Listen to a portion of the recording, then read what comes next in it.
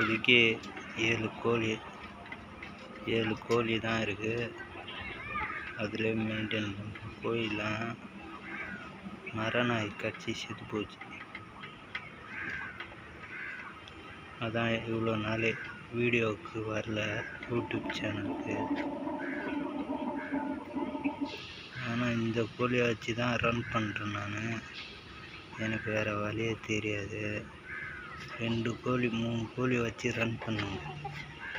கோழி வாங்குறோம் வந்தாலும் சரி இந்த டைமில் வாங்காது. பொங்கல் முடிஞ்சு தை பிறக்கட்டும், அப்போ வாங்கிக்கலாம்.